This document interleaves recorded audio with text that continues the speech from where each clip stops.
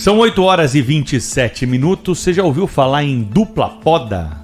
Nunca ouviu falar nesse termo? Já ouviu falar e não sabe? Nós vamos falar mais sobre isso agora aqui no Jornal da Bandeirantes. Gente, com um convidado pra lá de especial que todos vocês conhecem. Eu tenho certeza disso e gostam muito dele porque é um cara muito gente boa, além de ser um jornalista premiado e renomado, agora está se tornando um especialista no assunto. Ele foi graduado em gestão de agronegócio pela Escola Superior de Agricultura Luiz de Queiroz, da USP.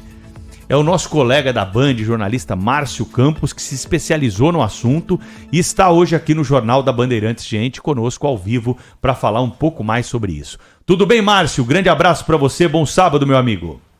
Ei, Pedro, bom sábado para você também, para todo mundo que está no carro, no caminhão, no ônibus, em casa, no ponto de táxi, na padaria, em qualquer lugar, né? É uma alegria estar aqui com você, mas primeiro você é muito generoso, né? A gente é amigo, então o pessoal já vai começar a descontar essa generosidade sua aí, né?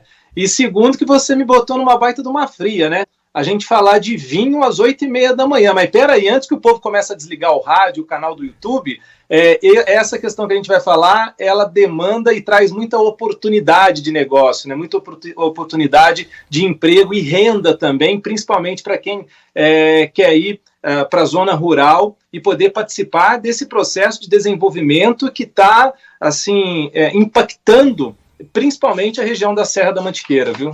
Márcio, parreira ou videira? Qual é o termo certo? Ah, Pedro, os dois são sinônimos. Agora você fica me colocando numa saia justas danadas, né? Por quê? Mas o parreiral, né? Você pode chamar de parreiral, você pode chamar de videira, uma só, né? E o parreiral, quando é muito grande, são várias videiras, enfim. O importante é que dali vai sair uva para vinho. É isso aí, isso que é bom. Mas vamos lá então, como é que funciona essa dupla poda aí? Explica pra gente aí, foi o tema do seu estudo, você já fez reportagem sobre isso pro Jornal da Band, pros outros veículos aqui do Grupo Bandeirantes de Comunicação. Outro dia a gente conversou sobre isso e aí eu vi essa publicação, falei, agora o Márcio está especialista no assunto, agora ele tá credenciado para ir pro Jornal Gente explicar para os ouvintes como é que funciona isso aí. Primeiro que eu fui buscar uma especialização de agronegócio por causa do convite que eu recebi do Grupo Bandeirantes de trabalhar também, né, de desenvolver uma função dentro do canal Terra Viva, né, que é um dos canais de agro do Grupo Bandeirantes. Então agora, no início do ano, eu vou completar 2 anos apresentando o jornal Terra Viva, que é de segunda a sexta, às 6h45 da tarde. Todo sábado a gente tem também um programa muito legal que fala com a população inteira, não só com o produtor rural, né, aos sábados, na Band, ao meio-dia. Então, diante desse desafio para o qual eu fui convidado, né, eu falei, olha, eu tenho que, apesar de eu ser da roça, né, eu sou da roça com muito orgulho, cresci na roça, venho de origem da zona rural, as coisas mudam, e hoje o agronegócio, ele é completamente informatizado e tecnológico, e cada vez mais quem trabalha na zona rural, isso eu estou falando não só das grandes empresas da agroindústria, mas dos pequenos e médios também, todos estão buscando alternativas de tecnologia para prosseguir no seu negócio, né, Pedro? Então, diante desse desafio, eu fui me especializar, né, buscar um pouco de conhecimento, né, um pouco mais de conhecimento para continuar na área. E, claro, aí eu juntei aquela história da fome com a vontade de comer. Como eu sou um apaixonado por vinhos, né, e eu estou vendo esse desenvolvimento imenso, não só na Serra da Mantiqueira, mas especificamente na Serra da Mantiqueira, tanto nos estados de São Paulo e Minas Gerais, um pouquinho da ponta da Serra da Mantiqueira para o Rio de Janeiro também, eu resolvi fazer um trabalho de conclusão de curso, né, o TCC, para falar da dupla poda ou poda invertida relacionado à produção de vinho de inverno, né? O que acontece aqui no Brasil, Pedro? As nossas uvas, elas, por causa das estações, da ordem natural das estações, as nossas uvas, elas são produzidas e colhidas no verão, né? Então, sempre no período de chuva é que a gente colhe, né? Acontece a maturação da uva, ou seja, ela está no ponto para ser colhida, e ela é colhida no verão. E quando as uvas são colhidas no verão, elas correm muito risco. Primeiro que a gente tem muita chuva, e isso pode trazer muita doença para as videiras, né, para as parreiras, para os pés, para as plantas em si, né? Então a umidade a uva não gosta de umidade, ainda mais essa umidade que a gente tem aqui no Brasil do verão, né, que vem chuva, aí vem aquela chuvarada, aí depois vem aquele sol. Então, tudo isso proporciona, garante a possibilidade de você ter bastante proliferação de fungos, enfim, né? Então, a poda invertida faz o quê? A poda invertida, ela para uva vitivinífera, né, para uva específica de fazer vinho, né, porque a gente tem a uva vitivinífera específica para fazer vinho e a gente tem a uva de mesa, que é para a gente comer, né, que é aquela uva docinha, gostosa, mas que dá para fazer vinho também, que é o considerado vinho de mesa. Mas para dupla poda, a gente está falando de uva vitivinífera, que são as uvas que vão produzir o vinho fino de inverno, né? Então, com a dupla poda, você faz uma poda, depois você faz a segunda poda. Quando ela está começando a produzir, você poda de novo. Aí ela vai entender que ela precisa entrar em dormência. Ela entrando em dormência, ela vai produzir de novo só no outono. Aí a produção começa no outono e a colheita se dá no início do inverno. O que isso ajuda na planta, Pedro? Ajuda na sanidade dela, né? Ajuda a planta estar com mais saúde, com mais probabilidade de estar boa, né, para produzir bem e produzir mais, e isso ajuda também na preparação da uva para ter um vinho de qualidade, para que as propriedades da uva sejam melhores aproveitadas. Enfim, eu estou contando isso aí para você dentro da pesquisa que eu fiz, mas é claro que essa explicação que eu acabei de dar, ela seria muito importante que fosse dada por um engenheiro agrônomo para trazer mais detalhes da questão até fisiológica, enfim, da planta. Mas essa foi uma pequena introdução para dizer o porquê que isso está acontecendo hoje, não só na Serra da Mantiqueira, né? Está acontecendo no sudeste brasileiro, está acontecendo em parte do centro-oeste e na Chapada Diamantina, na Bahia.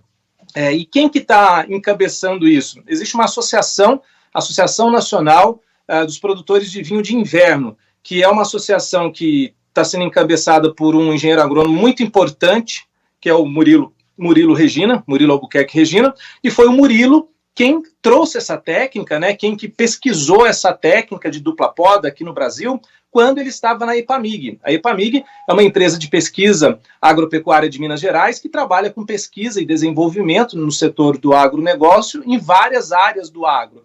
Então, aí a gente começa já a ver o quanto é importante a gente ter uma instituição de pesquisa que pode auxiliar no desenvolvimento socioeconômico de uma região e, consecutivamente, aí do país, né? Ô, Márcio, isso já deu certo? Isso já está sendo adotado há um bom tempo ou é recente essa técnica da dupla poda? Essa técnica, Pedro, começou a ser testada aqui no Brasil em 2001. Então, a gente já tem aí mais de 2 décadas de trabalho, de testes conceituados e que deram certo, né? Então, a gente já tem vinhos sendo produzidos com essa técnica, com essa dupla poda, e vinhos maravilhosos, assim, e não sei o que estou falando. Eu estou reproduzindo aqui a fala de 3 sommeliers que eu entrevistei para o meu trabalho, todos eles da Associação Brasileira de Sommeliers, né? E ambos foram unânimes em dizer o quanto o vinho de inverno traz de qualidade para o vinho brasileiro. E, além do mais, além de trazer qualidade, ele traz uma uniformidade do vinho. Então, é muito difícil você ver um vinho bom esse ano e um vinho ruim o ano que vem, porque essa técnica traz uniformidade também na qualidade do vinho, na qualidade daquilo que é produzido aqui no Brasil. Quando você fala de uvas de inverno, né, de vinho de inverno, você está falando de que uva especificamente, Márcio? Olha, existem algumas uvas específicas que a Associação Brasileira do Vinho do Inverno estipulou como uvas que são indicadas para serem consideradas de vinho de inverno. Primeiro, a produção tem que acontecer nessas áreas que eu te disse, né? E segundo, que tem que ser com determinadas espécies de uva, variedades. Mas uma que vem se destacando muito, por causa dos testes que foram feitos, e ela se mostrou muito eficaz e muito forte para aguentar a dupla poda, porque a dupla poda nada mais é do que uma agressão na planta. A planta começa a produzir a uva, você vai lá e poda, né? Então, você causa, entre aspas, ali uma agressão. E a Syrah é uma das varietais que mais se adaptou a essa técnica, mas tem outras também. Por exemplo, na questão do vinho branco também, você tem o Sauvignon Blanc, e depois você tem Chardonnay também que pode ser usado, mas as que mais vêm sendo buscadas para o plantio, aliás, a que mais é plantada hoje na Serra da Mantiqueira, porque o meu trabalho ele se ateve à localização da Serra da Mantiqueira, é a Syrah. Eu entrevistei 23 produtores de vinho de inverno aqui na Serra da Mantiqueira, né, tanto em Minas Gerais quanto em São Paulo, e desses 23 produtores, 21 trabalham com a Syrah.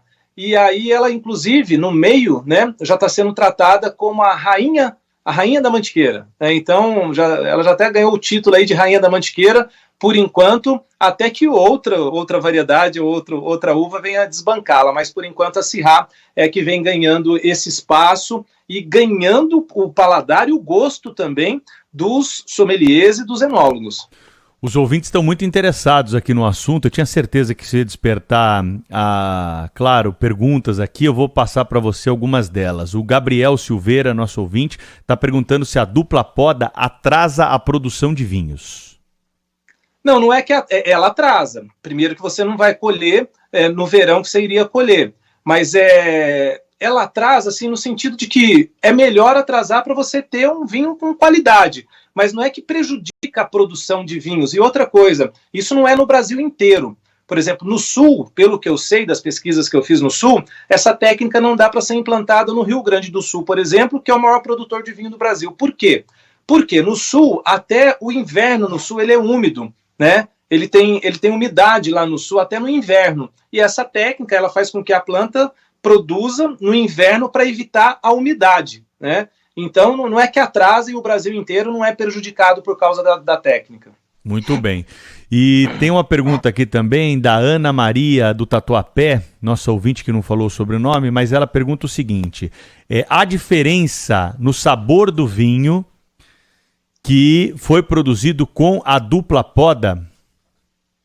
Então, vamos chamar o Dr. Norberto, chamar os especialistas aí da Associação Brasileira de Sommeliers para dizer isso para a gente, né?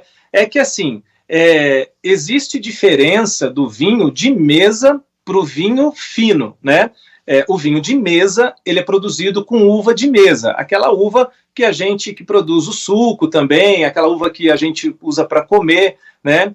Aquele famoso vinho, né, pejorativamente chamado, né, até pouco tempo atrás, de vinho de garrafão, né? Era chamado, dá um vinho de garrafão.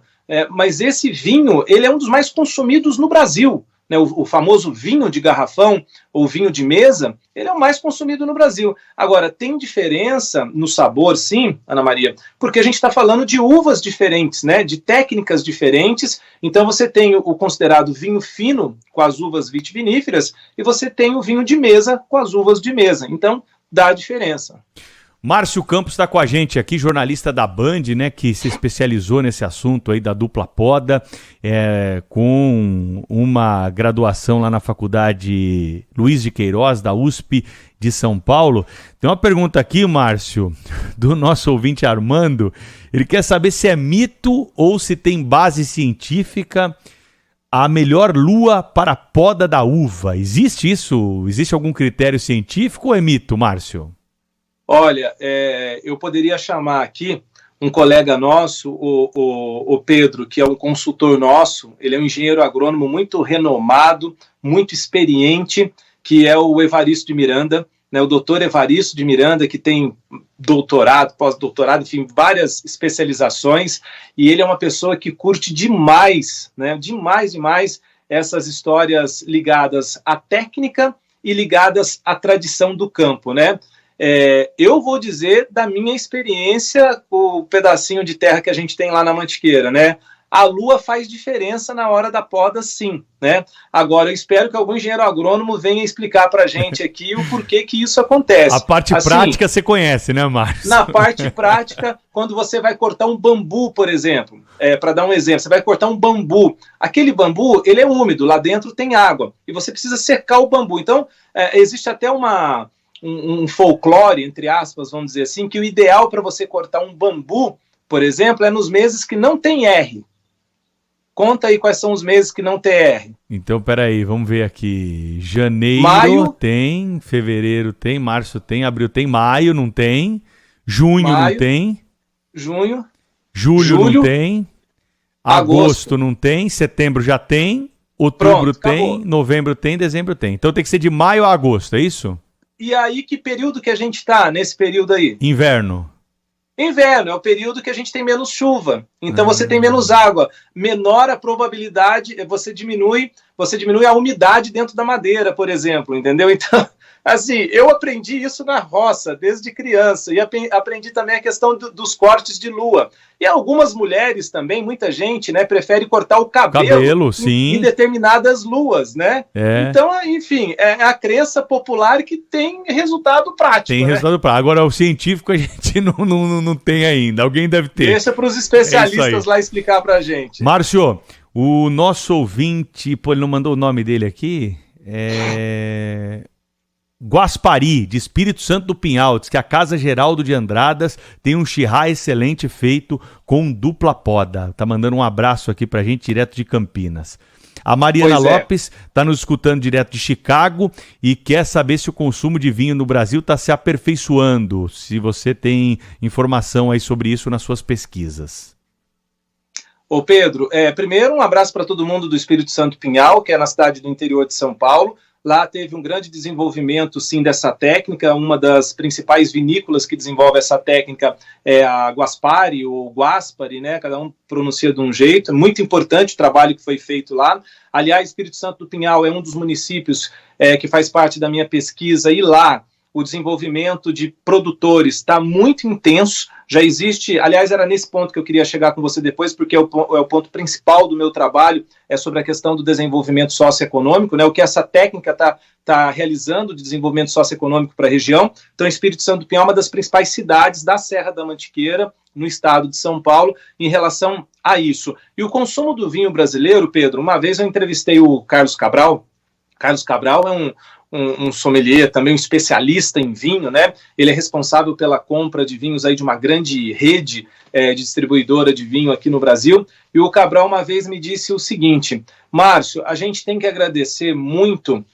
Se eu não estiver enganado, foi mais ou menos essas palavras, Pedro, respondendo a nossa colega ouvinte aí que está nos Estados Unidos, em relação ao consumo do vinho. A gente tem que agradecer muito quando houve a abertura do vinho aqui no Brasil, principalmente para o Chile e para a Argentina.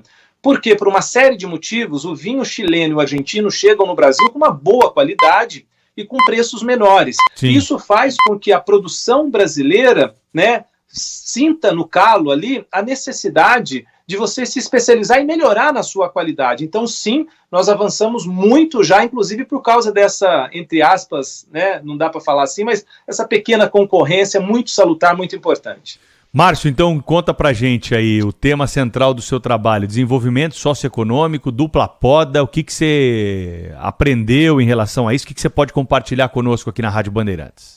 Ô Pedro, essa pesquisa foi para mostrar o quanto a técnica da dupla poda tem sido fundamental para o crescimento do desenvolvimento socioeconômico da Serra da Mantiqueira, que foi o espaço geográfico que eu resolvi me ater, lembrando que a técnica ela é aplicada em estados do Centro-Oeste, do Sudeste e na Chapada Diamantina. O que acontece? Quando você tem um produtor que decidiu plantar uma uva vitivinífera para a técnica da dupla poda, por exemplo, 1 hectare, ele já está movimentando a região onde ele está. Ele vai precisar, no mínimo, de um funcionário, ele vai precisar de um técnico agrícola, ele vai precisar da assistência de um engenheiro agrônomo, ele vai comprar insumos, né? E por aí vem essa sequência de cadeia, né, da técnica da dupla poda.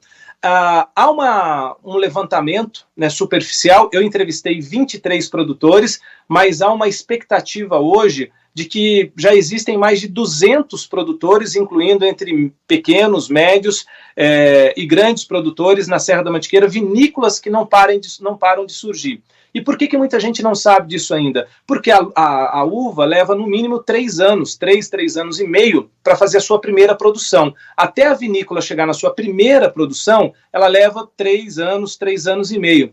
E muitas vezes esse primeiro vinho não é colocado no mercado de uma maneira muito agressiva, no sentido de já começar a vender. Muitos pequenos produtores acabam fazendo a sua venda na sua própria propriedade, né, na sua cidade, e isso leva os municípios, os pequenos municípios, até a possibilidade de criar roteiros turísticos. Então, quando você vai para uma região vinícola, quando você vai para uma região onde você tem vinho, você tem aí a possibilidade de desenvolver o turismo enológico, entendeu? Então você tem o enoturismo trabalhando paralelo à produção do vinho. Então você precisa de pousadas, você precisa de restaurante, você precisa de mão de obra, né, de trabalhadores profissionais qualificados para atender essa demanda. Então, enfim, a conclusão é de que a técnica da dupla poda, no máximo em 10 anos, vai criar um grande centro de enoturismo no Brasil, que é a Serra da Mantiqueira. Nosso ouvinte Silvio está na Polônia, acompanhando o Jornal da Bandeirantes, gente. Ele diz que os poloneses gostam de vinho, mas raramente ele encontra vinho brasileiro por lá. Ele quer saber o seguinte, Márcio, em relação ao custo, a técnica aí da dupla poda, já que você está falando de economia, ela aumenta o preço, né, do custo da produção e, consequentemente, da garrafa do vinho?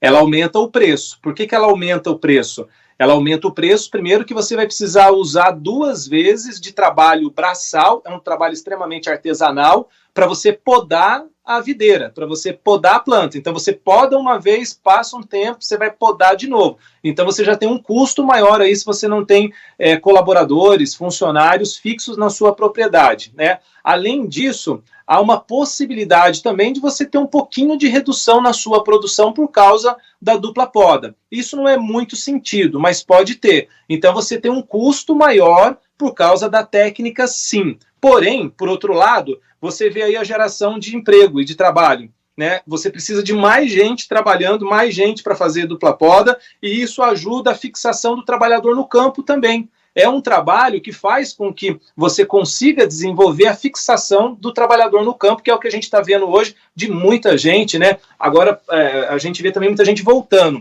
mas a gente vê, até pouco tempo, as pessoas saindo do campo. Então, esse trabalho, a dupla poda, ajuda a fixação do homem no campo também.